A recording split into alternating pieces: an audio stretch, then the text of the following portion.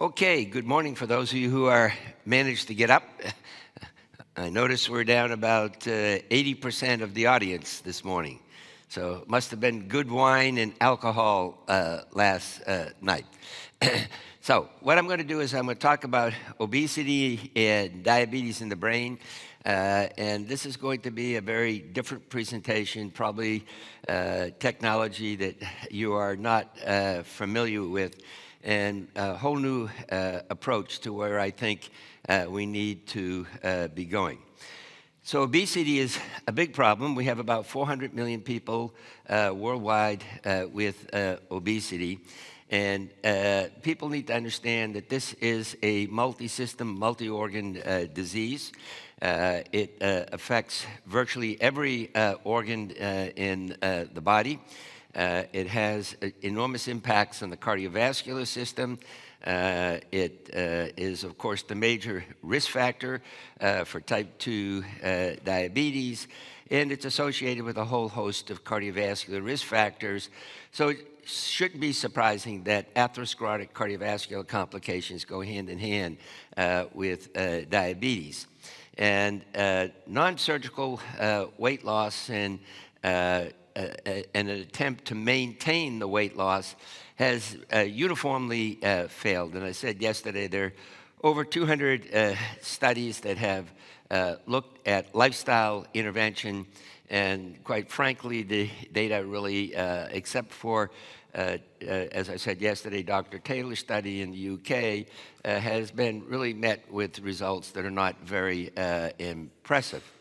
And the typical response is that people who do very, very well initially, the first 6 months, they're good at losing weight.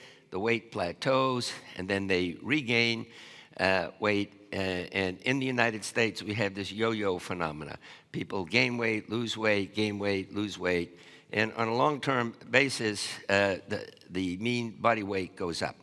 So the next couple of slides are from a review in the New England Journal of Medicine by Professor Colley, where he looked at the relationship between BMI and this slide, diabetes, and the next one I'll show you in terms of cardiovascular disease. And you can see that whether you're a lady or a guy, there's a break point with a BMI of about 25, where the curves now start to go up in a rather steep rate. And above 30, now you're really on the steep rate of the curve for BMI, and the incidence of type 2 diabetes goes up quite dramatically. And here is the parallel curve for cardiovascular disease, and I think you can see the same thing. Here at about a BMI of 25, you can see the prevalence of cardiovascular events starts to go up, and above 30, you're on the steep rising part of this curve. So obesity can no longer be looked at, quote, a benign condition. It affects virtually every organ in the body.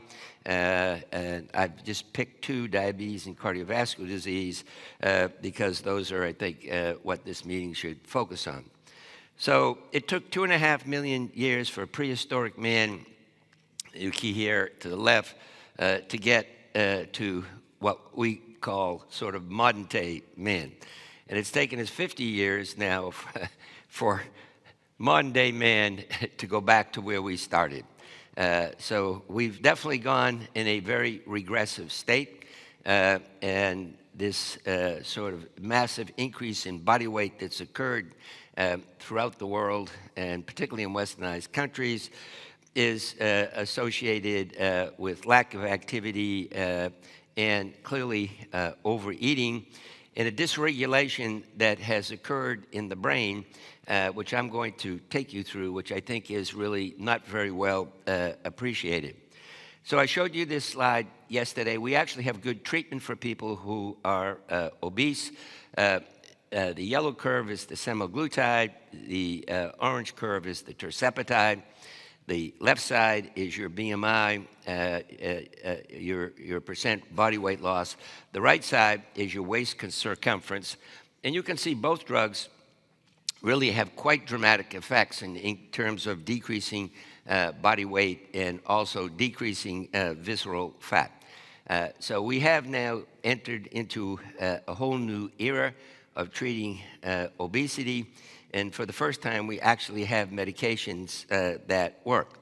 But these medications come with some cost. As I said yesterday, these drugs are really quite expensive. And on a long-term basis, these medications really do not correct the basic problem, which is driving us to overeat. While you're on the medication, they actually do sort of work on the appetite-regulating centers to suppress them. But once you stop the medication, since you haven't corrected the basic problem, you are going to regain the weight. And I showed this slide yesterday as well. This is from a U.S. Insurance claims database where they are going to look at discontinuation of GLP-1 therapy. The diabetics are in yellow, the non-diabetics are in orange. And you can see at 1 year if you're a non-diabetic, and that means that most of these people are taking this for, quote, weight loss.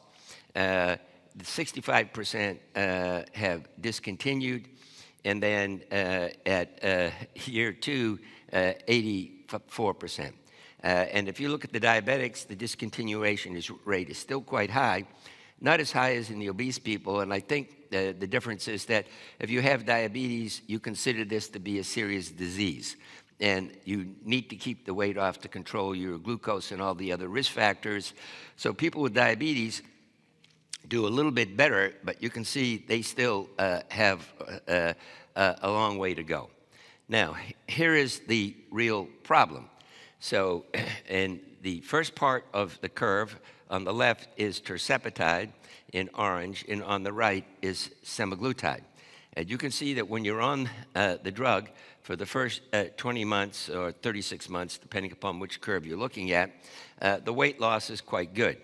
Now, at 36 months here, this is the tirzepatide curve. If you stop the drug, you can see the weight gain becomes quite pronounced. If you continue the drug, of course, you do quite well. So this is the problem we have to deal with. And we know that the discontinuation rate is high, and therefore we know that you're going to regain the weight. And this now shows one of the potential problems that we're concerned about. So this now shows you body weight loss in a study where you're being treated with GLP-1. And this study, the total body weight loss was 8.1 kilos. And the majority of this is fat. But you can see there's also a significant loss of lean mass. Now, there really are not very good studies looking at what lean mass is. But lean mass makes up organ tissue. It makes up weight. It also makes up muscle. So you cannot necessarily equate lean mass to muscle mass, which people have done. But let's assume that this lean mass is muscle mass.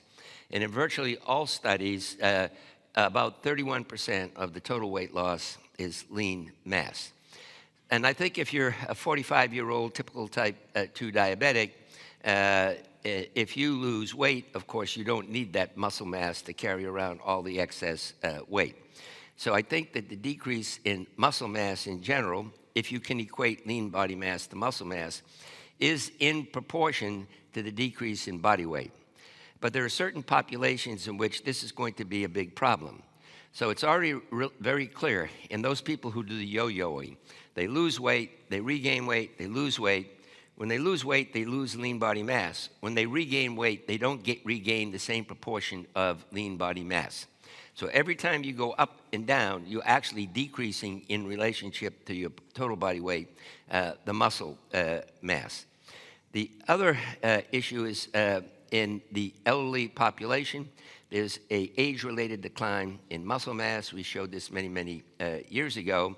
So if you have a 75 or an 80-year-old person who's overweight, who already has a decrease in lean muscle mass, I think you need to think seriously about whether you want to use these drugs or not. Or if you lived in India, for instance, it's very well known to endocrinologists in India that sarcopenia is very common.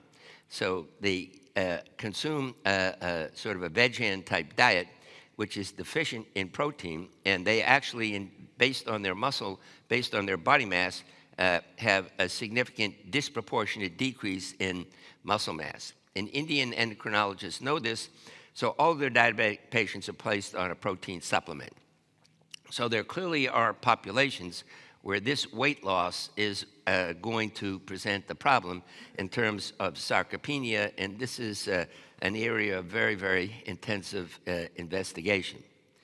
And this is the real problem, though, that we have to deal with.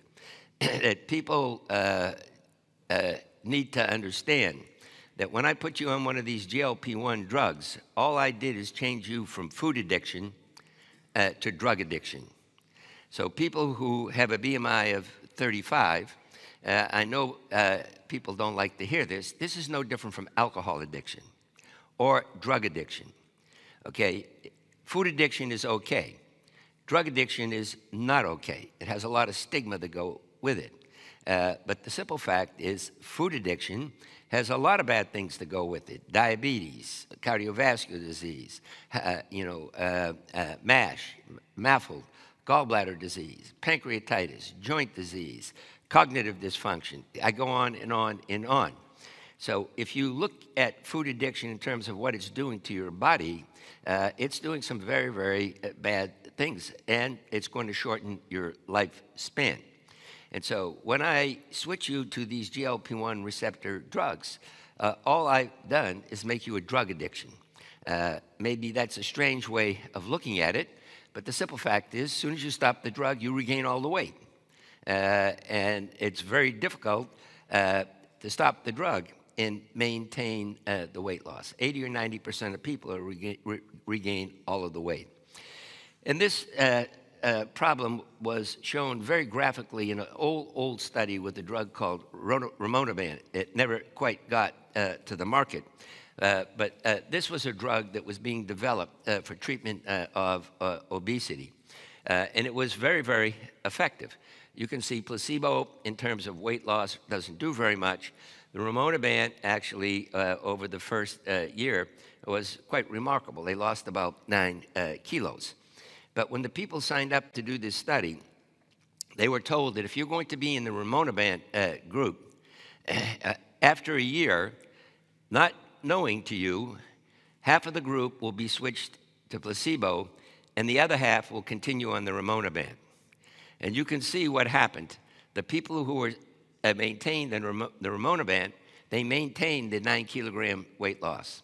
The people who were switched to placebo but didn't know they were switched to placebo regained all of the weight. So this shows you how powerful this food addiction has affected the brain. And the simple fact is, without the pharmacotherapy on board, these people were not able to overcome it. Now, this study is some 20 years old, but we're seeing exactly the same thing with the GLP-1 receptor agonist that we saw with rimonabant. So how do we regulate energy balance, okay? So I'm sort of an outsider to the obesity field. I would consider more of a diabetes person than an obesity person. So I decided I would, as an outsider, take a look at what these people are doing and what their concept is about obesity. And my conclusion is they got it all wrong. And they really don't understand where the problem is. So there are two major ways in which you regulate your body weight. One is called the homeostatic system, and that's regulated in the hypothalamus. And that's where most of the attention has been paid, and that, in my opinion, is absolutely the wrong place to look if you want to understand what's causing the epidemic of obesity. So what does this homeostatic mechanism do? Let's say your BMI is supposed to be 25. That mechanism that's in the hypothalamus, and you're totally unaware of it, tells you you need to take in enough calories that are going to keep your BMI at 25. And it keeps your BMI at 25. And that, in my opinion, is not the system that becomes dysregulated which leads to this epidemic of obesity that we're dealing with. So what is the other system that's involved in obesity and weight gain? This is the hedonic system. And this has got nothing to do with that homeostatic mechanism that's located in the hypothalamus. So this is what is leading to the addictive behavior. And this is involved in the midbrain. They're dopaminergic neurons, and it involves areas in the brain like the putamen, the prefrontal cortex, that are totally unrelated to the hypothalamus. There are connections that go back and forth between these areas, but in large part, the hedonic area is functioning irrespective of what's going on in that homeostatic mechanism. And these areas in the brain also get neural inputs from the gut and particularly from the vagus nerve. So, in terms of energy balance, who's the boss? Who's the winner? It has nothing to do with the homeostatic system. The winner clearly is the hedonic area. And we need areas. And we need to be looking at different parts of the brain in terms of coming up with effective therapies for these people. So we have in San Antonio one of the best neuro group in the world, led by Dr. Peter Fox. And Dr. Fox is the person who developed the brain map. Probably none of you have ever heard of the brain map. But if you want to publish data about anything that's going on in the brain, the neurologists got together and said, we have to develop a coordinate system. So if someone in Germany publishes a paper looking at obesity and he identifies a certain area in the brain, and someone in Argentina wants to examine the same area, how do you do that? Well, they came up with a map that defines all the areas in the brain based on a very complex coordinate system. So that means if someone is working in China, someone's working in Germany, Argentina, and they publish a study, they can know that they're talking about the exact same area. And I'm going to come back to this because we're going to do a meta-analysis to look at, again, what's going wrong with obesity in different parts of the world. So this is a study in San Antonio. It's called the GOB study, which was designed to look at the neural signature of the metabolic syndrome.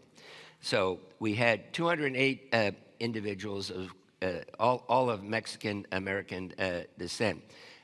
And half of them had the metabolic syndrome. The other half didn't have the metabolic syndrome. So the metabolic syndrome, in my opinion, is the insulin-resistant syndrome. This is obesity, dyslipidemia, hypertension, et cetera. I think you're all very familiar with this. And we use the NCEP criteria to define the metabolic syndrome. And then everybody had an imaging MRI study to look at really what's going on at the level of the brain. And what we saw was that there were very strong associations with the metabolic syndrome, and this is what people don't understand, is that there's marked decrease in gray matter area in all these hedonic areas in the brain. And not only is there a decrease in the gray matter area, how these different areas talk to each other, neurocircuitry is completely disrupted. And what were the areas where there was a decrease in the gray matter area? Well, I've listed them here, but the one thing you will see is not the hypothalamus, okay? And usually if you go to a lecture in obesity, they're going to talk about all the neurons in the hypothalamus and the ones that stimulate your appetite and ones that don't. In my opinion, that's got nothing to do with run-of-the-mill type obesity. And this area in particular has been completely unappreciated. The posterior cerebellum, I'm going to show you, this comes up time and time again. The areas that are the preorbital frontal cortex, the amygdala, the insula, the caudate nucleus, these are the areas that are involved in food reward. And these are the areas where there's a decrease in the gray matter area. And then also what I'm going to show you, if you do a euglycemic insulin clamp, those areas have an enormous increase in glucose uptake. And the brain, remember, is and you and I, totally insensitive to insulin. So there's been an enormous dysregulation of how the brain responds to hormonal stimuli as well. Now, we went on to further sort of hone down on this, and of the components of the metabolic syndrome, which one was the one that was associated with all these changes in gray matter area? Was it the dyslipidemia? No. Was it the hypertension? No. It actually was the BMI and the waist circumference. So again, this was one of the very first studies that's now linking a change in the gray matter volume in the areas that are critically involved in regulating food intake. So this actually is the picture. So you can see these colored areas are the areas where the gray matter is decreased. This is the caudate nucleus. I only show you to see that this can be very easily described. But what I want to point out is down here in the posterior cerebellum. This is an area that has been completely unappreciated, which as I think as we go through this, you're going to see is intimately involved in this food regulation. So we said, can we correct things in a way that's very different than people are trying to do? So I have a previous fellow, Dr. Livio Luzzi. He's a professor of medicine now in Milan. And he and I carried out these studies that I'm going to tell you about in Milan. And we're also doing these studies now in San Antonio. So what we did is we took obese type 2 individuals. Some are obese diabetics and some are obese non-diabetics. And we're going to treat them with TMS. This is called transcranial magnetic stimulation. I'll come back and tell you what that is and how we do it in a second. A second group is going to be treated with semaglutide. Everybody knows what this is. And a third group is going to be treated with SGLT2 inhibitors. Average BMI is about 36. Now, in the TMS study, we only looked at obese non-diabetics. We have a different study looking at obese diabetics. The results are very similar, but we wanted to see what happened in obesity separate from diabetes. The people on semaglutide and SGLT2, they were treated,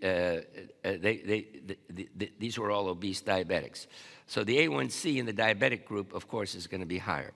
So what is the TMS? We built a coil, and people sit in a chair, and the magnetic coils are in the hat. And so the person will sit there with a little cap. And then we will just turn up the magnetic intensity. This is no different. If you tore your knee and you went to the orthopedic doctor, they put you in one of these long tubes, and they take a picture and say, oh, you tore your anterior cruciate, etc. This is exactly the same technology, except the coils are wrapped in the head.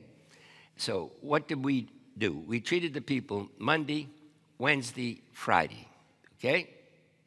For 30 minutes, for 5 weeks, okay? The people treated with the SGLT2 inhibitor are treated every day, the semaglutide once a week for a year. So what happened at the end of a year? Now remember, the people who were treated with the TMS only got treated for 5 weeks. So literally for 11 months of the year, they're not receiving any treatment at all. Of course, there was a dietary intervention as well. And what we wanted to know is what's going to happen to the weight at 12 months, okay? So this should blow your mind away. So what did the SGLT2 inhibitors do? What they normally do. You lose about 2 to 2.5 kilos. What did the semaglutide do? You lost 5.7 kilos. Now, in Italy, you can only administer semaglutide in a dose of 1 milligram. So that is a limitation of the study. That's just a rule of the Italian government. So we had no choice. We had to do. I would appreciate it if no one would take pictures. This is not been published. It's in press. And to the far right is the TMS. These people lost 8 kilograms, okay? But this is at 12 months. And remember, they have really gotten no therapy. So we have a big study now that's funded by the NIH looking at combination therapy with semaglutide and TMS, putting it together in different ways to see if we can optimize the maintenance of the weight loss. So this is another study from Livio's and our work, and Anna Ferrilli is the first author. This one is published. If you want to take a picture of this one, I don't have any problem. So this is, again, obese, non-diabetic people, BMI 36, double-blind, placebo-controlled, and they're going to get the TMS for 5 weeks, 3 times per week, and then we're going to follow them up at 1, 6, and 12 months. So what happened in this study, very similar to what I showed you earlier. So the sham-operated group is in yellow. The people getting the TMS are in orange. And you can see at the end of a year, there's about a 10-kilo weight loss. But again, remember, they only got treated for 5 weeks. And then we looked at food craving, and you can see markedly decreased in the people being treated with the TMS. And then leptin, which is markedly increased, and there's leptin resistance in obese people, the leptin goes down. So we're affecting how people perceive food, and also perfecting the hormonal dysregulation that occurs in these people. So then we said, okay, let's see what's going on in the real world in terms of regular run-of-the-mill type obesity. I'll show you that in a few moments. And what's happening in people with Prader-Willi syndrome. So Prader-Willi syndrome is a rare genetic disorder. It occurs in about 1 in 20,000 people, and it's the most common cause of severe obesity. And it's associated with a whole host of other multi-system disorders. There's glucose intolerance, short stature, cognitive dysfunction, etc. And there is no known treatment. Even the GLP-1 receptor agonists don't work here for this disease. And using magnetic imaging, it has been shown that these sort of areas, these hedonic areas that are involved in regulation of appetite, we predicted that these people who have Prader-Willi would have a very different picture than the typical obese person, and that they had distinct alterations in the brain. And down at the bottom, we said, there'll be nothing wrong in the hypothalamus. So, of course, when we said this, people, as always, you're crazy. The problem is, we never wrong, okay? So if you want to bet against what we're thinking, you're probably going to lose, okay? So, again, what we did is we went into the literature, and because you can use the brain map coordinates, there are 8 publications with 131 Prader-Willi syndrome patients, where there was whole brain imaging, and there's a particular type of analysis that we use that's really not important. And you can see that there are specific areas in the brain that light up. And I've shown you here, I don't expect you to remember any of them, but if you read through all of these, the point is you will not see the hypothalamus. So this whole concept that obesity is starting in the hypothalamus, if you're a rat or a mouse with some lesions in the hypothalamus, okay. I don't know too many neurosurgeons who are going around, punching holes in the hypothalamus in my patients, okay? So there was absolutely, and also using stimulation, you actually can look at how different areas in the brain talk to each other, and there was no disruption of what's going on in the hypothalamus. And so then we said, let's now start to look at typical run-of-the-mill obese people. And so we compared 1,700, yeah. I told you yesterday I'm going to ignore. He wants me to stop. Defronzo, 30 minutes has passed very soon. Okay. I ask you politely to keep on time. I told you I was going to finish the slides, so we can take a vote from the audience. I can either sit down, or would you like me to continue? If you want me to sit down, raise your hand, and I'll sit down. If you'd like me to continue, raise your hand, and I'll continue. Okay, I told you I would do this, and I told you not to do it, so I guess you don't listen, all right? So we will continue, okay? So we divided the subjects into healthy and unhealthy groups, okay? And what we saw is that in the obese individuals who had this unhealthy profile of the metabolic syndrome, there was marked decrease in these gray zone areas. And what we subsequently have gone on to show is that when I treat you with the TMS, you actually can expand the gray matter area. When I treat you with the semaglutide, it will correct the neurocircuitry disturbance, but it's not going to expand the gray matter area.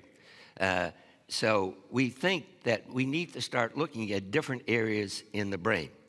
And now this shows you a FDG study under fasting conditions in yellow, and then during a euglycemic insulin clamp.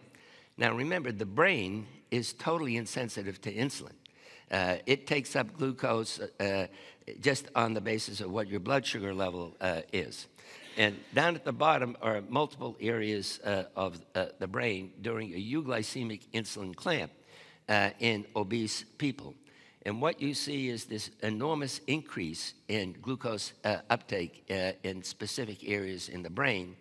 And what's interesting, there's an inverse correlation between the increase in the uptake in the brain and the decrease in peripheral muscle glucose uptake.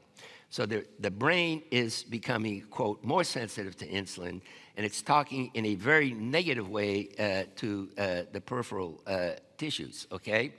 And then if you put these people through a bariatric surgical procedure and they lose weight, and they will lose weight, what happens is everything comes back to normal.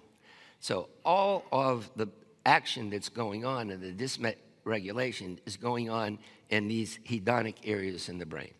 And this is another study where obese people were then subjected to a bariatric surgical procedure, and they had an insulin clamp before and afterwards, and you can see the increase in insulin-mediated glucose uptake actually goes back to normal. Now, what about, I'm getting close to the end, what about GLP-1 receptor agonists? So this is a complicated study, but I just want you to focus on the part of here. We're going to give people FDG, and we're going to do this with saline, and we're going to do it with exenatide. We're interested in the heart, but I particularly want you to focus on the later part. We're going to look at what happens in the brain.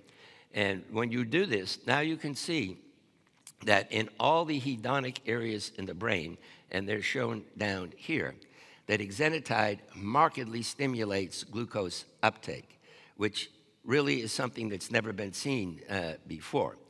So with these GLP-1 receptor agonists, you can correct the neurocircuitry disturbance. You can actually improve glucose metabolism in the brain, but you do not expand the gray matter area in the brain. So once you stop the drug, what's going to happen, okay? The neurocircuitry is going to fall apart because you haven't re-expanded whatever that defect is in the gray matter in the brain.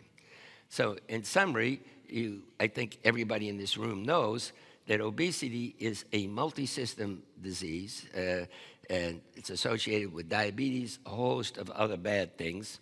There's clearly a disrupted neurocircuitry in the hedonic areas of the brain, and particularly in the posterior cerebellum, which really has not been and still not appreciated. The GLP-1 receptor agonists, they will make you lose weight. They will correct the neurocircuitry in the brain, but they're not going to expand that gray matter area, okay? And literally 5 weeks of treatment with this TMS can make you lose as much weight as semaglutide, maybe even more weight, and you only have to treat for 5 weeks. We don't know whether it will be maintained beyond 12 months. That's something that's ongoing now. And we don't know if you combine the semaglutide, which is what we're working with, and the TMS, whether you can prolong this for even longer periods of time. So that was the last slide. I'm more than happy to answer any questions that anybody might have, because this is going to be a whole new exploding area, a totally different approach, the treatment of obesity.